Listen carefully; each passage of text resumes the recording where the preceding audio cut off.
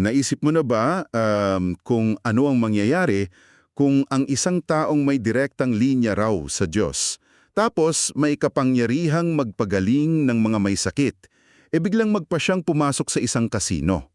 Hmm, kakaibang kombinasyon yan ah. 'Di ba? Isipin mo yung eksena. Sa labas, isa siyang espiritual na leader na nagpapalaganap ng pananampalataya. Pero pagpasok sa loob ng gaming floor, siya yung taong nakaupo sa harap ng slot machine, pilit na binabasag ang makina at umuwi ang pinakamalalaking jackpot. Grabe, parang dalawang magkaibang universo na nagbanggaan talaga. Oo, kaya nga eh. Kasi kapag pinag-uusapan natin ng mga taong nasa rurok ng espiritualidad, ang huling lugar na maiisip nating pupuntahan nila ay ang kasino. Ang industriya ng sugal, nakatayo yan sa malamig na matematika at estadistika eh. Tama, numbers game. Exactly! Habang ang pananampalataya naman, nakabatay sa mga bagay na hindi nakikita. Kaya kapag nag-cross ang dalawang mundong ito, asahan mo ng may kakaibang mangyayari. At yan mismo ang dahilan kung bakit napaka-interesante ng mga dokumentong nasa harap natin ngayon para sa ating malalim na pagsusuri. Meron tayong dalawang magkarugtong na source material tungkol sa isang tao, si Narciso Olalo. Oo, yung nag-claim na may divine mission. Yes, ang una nating source ay ang formal na manifesto o talaan patungkol sa kanyang divine mission and healing ministry. Kumbaga, andito yung mga detalye ng kanyang mga kakayahan at mensahe. Tapos yung pangalawa. Ang ikalawa naman, ito yung medyo wild. Isang napaka-personal na salaysay na isinulat niya mismo noong Mayo 19, 2026. Tungkol ito sa pagban sa kanya sa mga kasino at ang kanyang tinatawag na divine jackpot. Ang nakakamangha rito ay ang tinitingnan natin dito ay dalawang lente sa isang buhay. Sa isang banda, inilalarawan niya ang sarili bilang isang tagatagligtas at manggagamot. Oo. Sa kabilang banda naman, ipinapakita ng personal na mensahe niya yung isang manlalaro na itinuturing na banta at tinutugis ng sistema ng malalaking korporasyon. At lilinawin lang natin para sa iyong nakikinig sa usapang ito, ang layunin natin ngayon ay hindi para husgahan kung totoo ba ang kanyang mga himala o nandaya siya sa kasino. Ha? Tama, hindi tayo nandito para mag-imbestiga ng milagro. Okay, himayin natin ito. Ang gagawin talaga natin ay unamain ang lohika sa likod ng dalawang mundong ginagalawan niya. Kumbaga paano niya pinagsasama ang espiritual na krusada at ang pagpiga ng pondo mula sa sistema ng kasino. Eksakto. Titingnan natin yung mekanismo ng pamamaraan niya. Paano nakakabuo ng ganitong klaseng naratibo? At ano mas mahalaga, bakit ganito na lang katindi ang reaksyon ng mga institusyon tulad ng mga kasino kapag may isang taong sumisira sa kanilang mga inaasahang numero? Kasi sirang-sira talaga yung math nila sa kanya eh. Pero teka, para maintindihan natin kung bakit naggagulo ang mga kasino, kailangan muna nating silipin kung sino ba talaga itong si Narciso Olalo kapag wala siya sa gaming floor. Oo, yung background muna niya. Batay sa unang source natin, hindi siya ordinaryong mangangaral. Kinikilala siya ng kanyang mga tagasunod bilang quote-unquote number one instrument chosen by God. Number 1 talaga? Yes, may bit-bit siyang 3 pangunahing utos daw. Magsisi sa mga kasalanan, i-renew ang buhay Kristiyano at magkaroon ng matinding pananampalataya. Pero hindi doon natatapos yung kwanto. Maiba pa. Iron daw siyang tinatawag na power of mind. At grabe ito, kaya daw niyang makita ang buong kwento ng buhay ng isang tao. Parang nababasa niya yung kaluluwa mo. At hindi lang mga buhay na tao yan ayon sa mga tala niya, mas lumalakas ang kakayahan nito kung ikaw ay isang espiritu. Ibig sabihin, kaya niyang makita ang mga kasalanan ng mga taong matagal nang patay. Wait, seryoso? Kahit patay na? Oo, tapos idagdag mo pa dyan na kaya rin niyang mahulaan ng mga trahedyang paparating. Kapag tiningnan natin ang sikolohiya sa likod nito, ang pag-aangkin ng ganitong antas ng kaalaman ay lumilikha ng isang posisyon ng absolutong otoridad. Makes sense kasi kung alam mo yung lahat. Tama, kung naniniwala ka na ang taong kaharap mo ay nakikita hindi lang ang sarili mong mga sekreto, kundi pati na ang mga sekreto ng mga ninuno mo, ibibigay mo talaga sa kanya ang buong mong tiwala eh. Parang isa itong superpower na origin story sa mga comics, di ba? Pero teka, may isang napakahigpit na kondisyon. Bawal pagkakitaan. Paanong bawal? Kasi isipin mo, kung meron kang ganyang klase ng otoridad at may kapangyarihan kang magpagaling gamit lang ang iyong boses, napakadaling magtayo ng isang imperyo. Pwede siyang maningil ng libo-libo, Oo nga, pwede siyang maging milyonaryo sa donasyon. pwede siyang magtayo ng mega church, pero nakasulat mismo sa kanyang mensahe mula sa Diyos, without charge even a single cent. It should be absolutely free. Bakit kaya? Ano tingin mo ang nakukuha niya sa pagbibigay ng serbisyo ng libre? Kung ikukonekta natin ito sa mas malaking larawan, ito yung nagpapahiwalay sa kanya sa maraming nakikita natin sa ngayon. Sa isang mundong puno ng mga lider reliyoso na madalas nasasangkot sa mga issue tungkol sa pera at sa pilitang donasyon, yung linyang absolutely free ang kanyang pinakamabisang sandata. Kaya pala ang daming naniniwala. Oo, ito ang nagbibigay sa kanya ng hindi matitinag na kredibilidad. Hindi siya nagtatanim ng pagdududa para sa mga taong desperado, lalo na yung mga may sakit na walang pambayad sa ospital. Ang isang taong nag-aalok ng pag-asa ng walang hinihinging kapalit ay hindi lang manggagamot, siya ay isang bayani. At nakikita natin ang epekto niyan sa komunidad niya ipinapalaganap niya ang mensahe niya gamit ang YouTube, Facebook Live, Blogger at Instagram. Ang libreng pagpapagaling na ito parang naging isang napakalakas na magnet. Tapos dumami na yung mga nagpapatotoo. Sobra, meron siyang malaking community online na nagpapatotoo sa mga nagawa niya na may kasama pang mga links sa mga testimonies nila mismo. At mahalagang pansinin na hindi niya inaako ang kapangyarihan. Nakasaad sa dokumento na gagamitin lang siya bilang instrumento, ngunit ang mismang paggaling ay nakadepende pa rin sa pananampalataya ng pasyente. Isa itong napakatalinong theological na balangkas, kumaga. Paano mo nasabi? Kasi kapag gumaling ang tao, ito ay dahil sa pananampalataya nila at sa pagiging daluyan di ololo. Kung hindi man gumaling, ang kulang ay ang pananampalataya ng tao, hindi ang kapangyarihan ng leader. Pinapanatili nito ang kanyang imahe na dalisay at walang mansa. Okay, wow. Pero dito na magiging sobrang kawili-wili ang usapan natin. Dito pumapasok ang pinakamalaking katanungan na siguradong iniisip mo rin ngayon habang nakikinig ka. Yung pondo. Pagpapatakbo ng ganitong klaseng operasyon, hindi yan libre. Kung bawal maningil kahit isang sentimo at walang alay na kinokolekta, saan niya kinukuha ang milyon-milyong pisong kailangan para sa malalaking krusada niya? Hindi biro yung gastos doon. Paano ka makakapagbayad ng mga pamasahe sa eroplano mula Australia pauwi ng Pilipinas at makakapagpakain ng libu-libong tao sa mga venue? Ang sagot na inilantad niya sa kanyang sariling salaysay ay talagang nakakabaliw. Sa kasino. Oo, sa kasino. Ang pondo ay nanggagaling sa mga jackpot sa kasino. Mapapaisip ka, di ba? Madalas ang mga relihiyosong gawain ay pinupunduhan ng mga donasyon o tithes. Pero dito, ang sistema ng kasino ang nagiging pangunahing sponsor ng kanyang spiritual na krusada.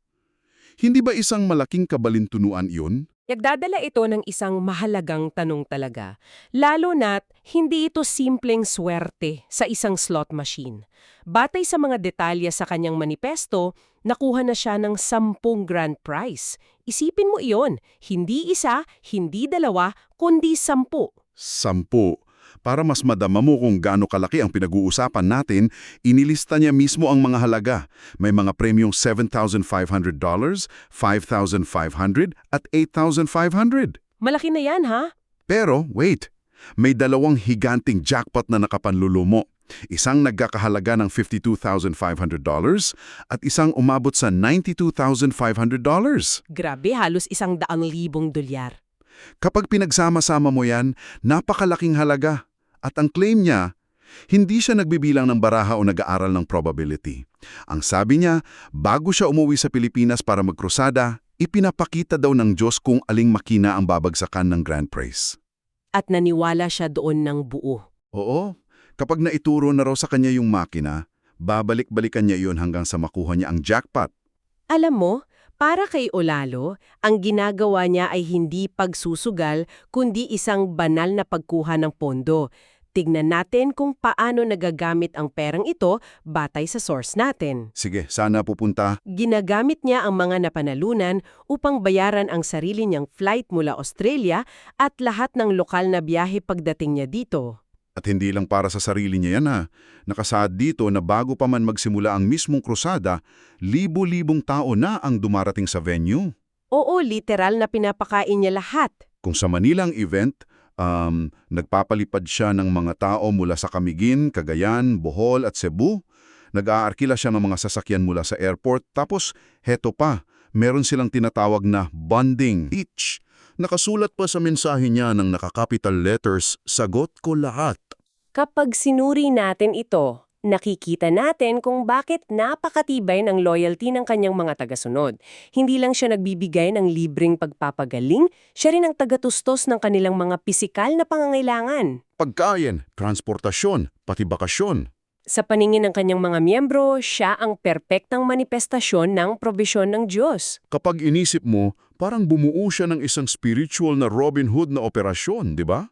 Pwede mong sabihin yan? Kasi karaniwan, ang mga misyon ay nakadepende sa pag-ambag ng mga miyembrong hirap na nga sa buhay. Pero ang diskarte niya, kunin ang pondo sa isang higanteng industriya na idesenyo para ubusin ang pera ng tao. Ginagawa niyang personal na ATM ang kasino. Hindi nila napapansin. Ayun na nga, at diyan nag-iiba ang takbo ng kwento. Ano ang mangyayari kung lagi kang nag-uuwi ng grand prize? Mapapansin ka talaga. Kailangan nating maintindihan na ang mga korporasyon ng kasino ay hindi naniniwala sa swerte at lalong hindi sila naniniwala sa banal na patnubay. Naniniwala sila sa risk management at statistika. Mayroon silang inaasahang porsyento ng panalo na tinatawag na house edge. Yung bang the house always wins? Eksakto!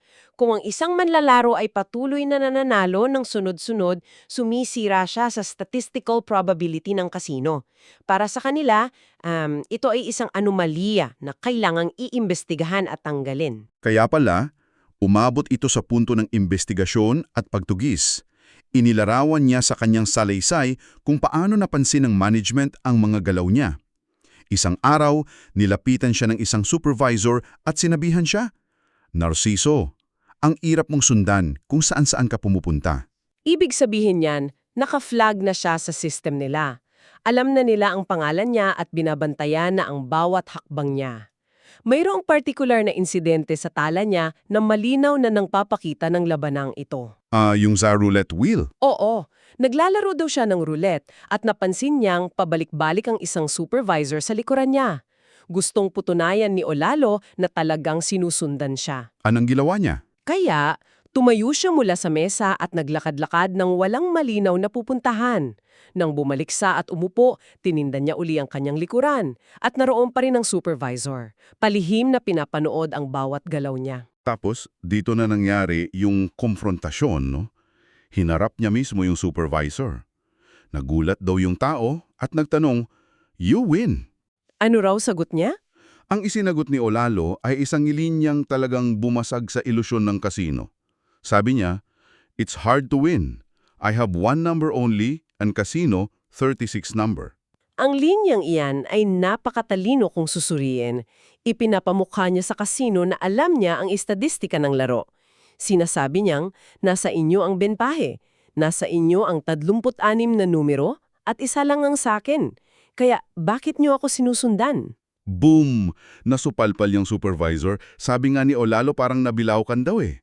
Ngunit ang hindi niya marahil na unawaan ay sa mata ng kasino, ang katotohanang nananalo siya sa 1 in 36 na posibilidad ng sunod-sunod ay patunay na may mali. Para sa kanila, imposible yun ng walang dayaan. At hindi dun natapos. Kinabukasan, naranasan niya ang buong bagsik ng sistema. Pag-swipe niya ng card niya, hindi na gumagana. Nakablock na siya. Binaba na siya. Oo. Nang hiningi niyang paliwanag, ang rason ng kasino ay hindi dahil masyado siyang swerte. Inaakusahan siyang gumagamit ng pera ng gobyerno at sangkot daw sa money laundering. Money laundering. Ito ay isang karaniwang taktika ng mga kasino. Hindi nila maaring sabihing binaban ka namin dahil lagi kang nananalo, dahil masisira ang ilusyon na may pagkakataong manalo ang mga ordinaryong manlalaro. Oo nga no. Masisira negosyo nila. Kailangan nila ng legal at administratibong dahilan para paalisin ng isang tao. Ang pag-akusa ng money laundering ay isang napakalakas na blanket term. Ito ay sapat na mabigat upang i-justify ang agarang pagban at pagkuha ng security nang hindi na nangangailangan ng mahabang paliwanag. At talagang dinamdam ni Ulalo yun. Paano nga naman magiging pera ng gobyerno ang gamit niya? Sarili niyang sweldo yun. At hindi siya nag-claim ng benepisyo. Porsakan siyang inilabas ng security. Nakakahiya yun. Sa kanyang salaysay, makikita mo ang hinanakit niya nang sabihin niya sa mga gwardya, "You treating me like a criminal." Ang sagot sa kanya, order lang daw sa kanila. Hindi daw nila maipaliwanag basta yun daw ang order. Mula sa perspective ni Olalo, binablock siya dahil ayaw ng kasino na siya ay manalo pa. At ang nakakagulat pa rito, hindi doon huminto ang sumpa. Sumunod yung issue sa Brisbane. Nagpunta siya roon para sa isang 5 araw na bakasyon. Pag-check-in pa lang nila sa hotel na may sariling kasino sa ibaba, pababa pa lang siya sa gaming floor, sinalubong na agad siya. 3 gwardiya agad ang lumapit sa kanya ni hindi pa siya nakakatapak sa loob ng mismong kasino. Kinuha ang ID niya, idinala sa manager at in-escort siya palabas dahil siya raw ay nasa high alert pa rin sa parehong rason ng money laundering. Yan ang hindi ko maintindihan. Paano nalaman ng kasino dito sa Brisbane na siya yun? Kakalipat lang niya ng syudad pero naka-alert na agad sila. Dito natin makikita kung gaano ka-komplikado at ka-high-tech ang surveillance network ng modernong industriya ng kasino. Hindi lang ito tungkol sa mga taong nagmamasid sa camera, ginagamit nila ang facial recognition software, predictive behavioral algorithms, at isang pinagsasaluhang database na naguugnay sa mga kasino sa iba't ibang syudad o bansa. Grabe, parang sa mga pelikula lang Oo. Kapag ang pangalan mo at mukha ay natag bilang anomalya o potensyal na risk sa isang sangay dahil sa hindi maipaliwanag na panalo o akusasyon ng money laundering, agad itong kumakalat sa buong network nila. Kaya pagtapak pa lang niya sa property sa Brisbane, umilaw na ang pangalan niya sa system nila bilang isang banta. Wala sa bokabularyo ng security ng kasino, ang Diyos ang nagturo sa makina. Napakabigat na sitwasyon. Kaya kung susumahin natin ang nangyari, mula sa kanyang perspektibo, pinipigilan ng mga kasino ang daloy ng pondo na ibinibigay ng Diyos para sa kanyang mga krusada at para pakainin ng libu-libong tao. Pero sa pananaw naman ng mga korporasyon, siya ay isang red flag sa kanilang risk management dashboard. Isang financial risk na hindi nila may paliwanag gamit ang math, kaya inakusahan na lang ng krimen para legal na maalis. Karaan na nakikita ang kasalanan ng mga patay, nagpapagaling gamit ang kanyang boses nang walang bayad at pumupunta sa kasino hindi para magpakasasa kundi para manalo ng pondo. Pondo para sa mga krusada niya. Oo, hanggang sa siya ay ituring na banta ng mismong sistema. Alam mo kung bakit Mahalaga ang kwentong ito para sa iyo na nakikinig ngayon? ipinapakita nito kung gaano kakomplikado ang buhay ng tao.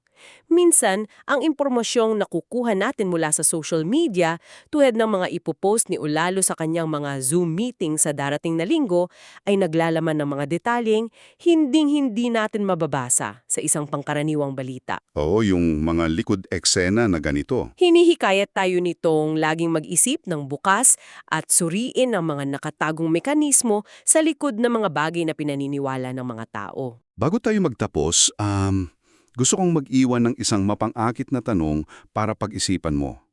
Kung ikaw ay may pambihirang kakayahan, sabihin na nating isang banal na gabay na tumutulong sa iyo para manalo sa sugal, upang makatulong sa iba, ipagpapatuloy mo ba ito kahit na ang mismong sistema at lipunan ay pinagbibintangan kang isang kriminal? Mabigat na tanong yan. Hanggang saan ang kaya mong isugal para sa iyong misyon?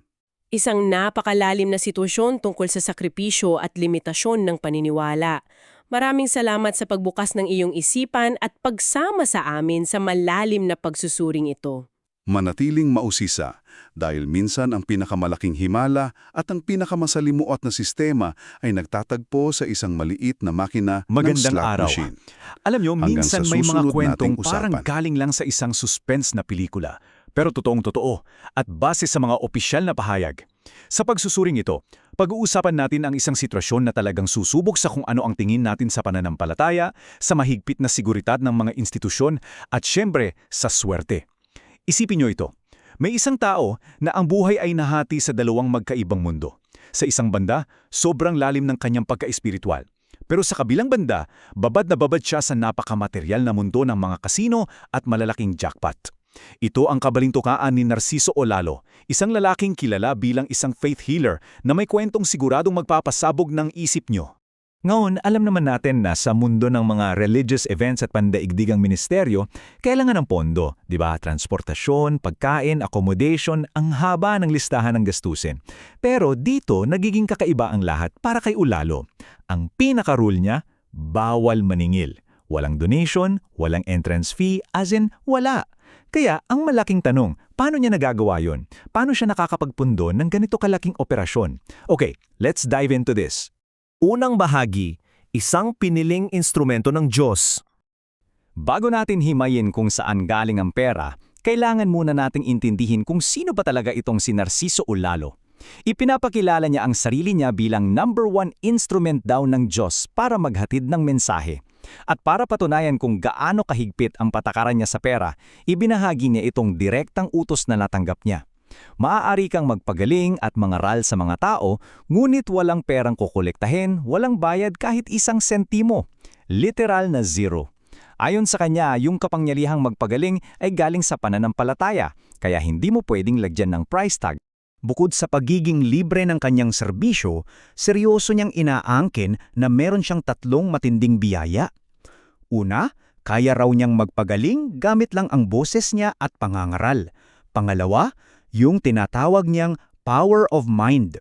Ibig sabihin, kaya niyang basahin ang buhay mo at makita ang mga kasalanan hindi lang ng mga buhay, kundi pati ng mga patay na. At pangatlo, kaya raw niyang hulaan ang mga sakuna bago pa man ito mangyari. Grabe, di ba? So ano namang kapalit ang hinihingi niya sa mga tao? 3 simpleng hakbang lang ang doktrina niya. Pagsisiyan ng mga kasalanan, i-renew ang buhay bilang Kristiyano at magkaroon ng matinding pananampalataya. Yan ang buong bundasyon niya. Walang kinalaman sa pera. Kaya babalik at babalik tayo sa tanong, paano niya nababayaran ang lahat ng gastos niya? Dito na tayo mapapaisip. Ikalawang bahagi, ang banal na casino jackpot. Hawakan niyo ng mabuti ang mga upuan niyo. Dahil mula sa mga panalangin, tatalon tayo bigla sa maingay na tunog ng mga slot machine at roulette tables. Tingnan niyo itong numerong ito, $92,500. Hindi po yan pinagsama-samang donasyon. Isa lang yan sa mga napanalunan niya bilang grand prize sa kasino. Isipin niyo yung kontrast. Isang taong may napakahigpit na espiritual na doktrina, tapos biglang may napakalaking pera mula sa pagsusugal. At hindi lang minsan nangyari ito. Ayon mismo kay Olalo, naka-10 grand prize na siya. Paano? Bago daw siya umuwi sa Pilipinas galing Australia, ipinapakita daw mismo sa kanya ng Diyos kung aling eksaktong slot machine ang maglalabas ng jackpot. Isang banal na gabay papunta sa tamang makina sa kasino. Babalik-balikan daw niya yung makinang yon hanggang sa bumagsak ang premyo. And this brilliantly illustrates the scale ng pinag-uusapan nating pera. Minsan, panalo siya ng $7,500 na malaki na rin. Pero may mga pagkakataon na inuuwi niya yung $52,500 at yung nakita natin kanina na halos $100,000 dahil sa sunod-sunod at bigla ang pasok ng ganito kalaking pera, nagagawa niya lahat ng misyon niya. So, saan napupunta yung casino winnings na to? Sagot daw ni Olalo ang lahat ng gastos. Mula sa flights niya galing Australia, pati na rin yung pag-ikot niya sa Cebu, Bohol, Cagayan o Camiguin. Siya nagpapaupa ng mga van, siya ang sumasagot sa pagkain ng lahat ng umaattend sa 2-day events niya. At wait, may bonus pa. Sagot din daw niya ang gastos kapag gusto ng mga tagasunod niya na magbanding sa beach pagkatapos. As in all expense paid spiritual retreat. Ikatlong bahagi, minomonitor at nababan. Siyempre, the reality is, negosyo ang mga kasino. Kapag may isang taong laging nananaw ng malaki at parang may hindi maipaliwanag na swerte, mag-aalarm ang radar nila. Napansin ni Olalo na may sumusunod na sa kanya. Para itest ito, tumayo siya, naglakad-lakad at umupo ulit. Nang sumunod yung supervisor, kinumpirma niyang binabantayan siya. Nauwi ito sa isang matinding konfrontasyon sa mismong lamesa, hanggang sa pilit na siyang in-escort palabas ng security ng kasino. Parang eksena sa pelikula yung nangyari sa roulette table na yon. Lumingon si Olalo sa nagbabantay na supervisor, binati ito, tapos gulat na nagtanong yung supervisor, "You win?" Ang sagot ni Olalo, kalmado pero matalas. "Mahirap manalo, isa lang ang numero ko at 36 ang sa kasino." Nabilaw kanan daw yung supervisor sa sagot niya. Kasi nga naman, the odds are always in favor of the house, kaya ang laging manalo gamit lang ang iisang numero, nakakapagtaka talaga. Kinabukasan, tuluyan na siyang naban. At dito na tayo kailangan maging objektibo dahil may dalawang magkasalungat na kwento.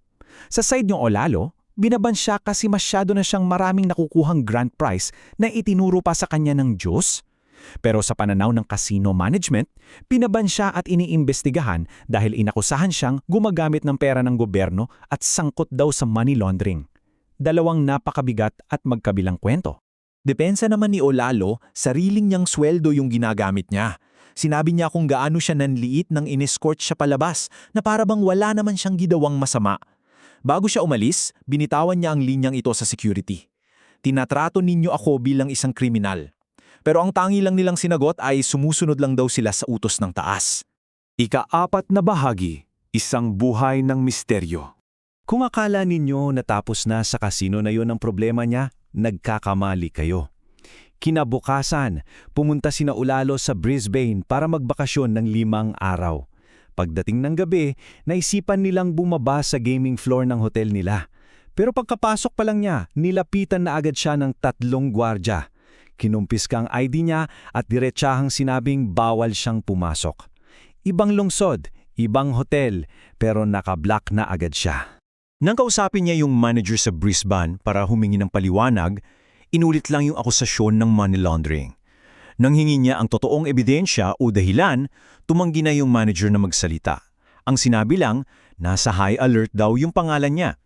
Imagine, isang blanket ban sa mga kasino. Isang misteryosong status na ayaw ipaliwanag ng mismong management kung bakit. Talagang nababalot ng misteryo ang buhay ng taong ito. Nakita natin ngayon ang dalawang panig. Isang taong nagbibigay ng libreng pagpapagalingan at pinupunduhan ito ng malalaking panalo mula sa kasino dahil daw sa banal na gabay. At ang mismong industriya ng kasino na gumagawa ng napakahigpit na hakbang dahil sa hinalang may seryosong anomalya. Kaya iwan ko sa inyong tanong na ito. Ito ba ay isang totoong kwento ng walang katulad na banal na intervensyon? O ito ba ang pinakamalaking anomalya na nakita sa industriya ng kasino? Kayo na ang humusga. Hanggang sa susunod nating pagsusuli, manatiling mausisa.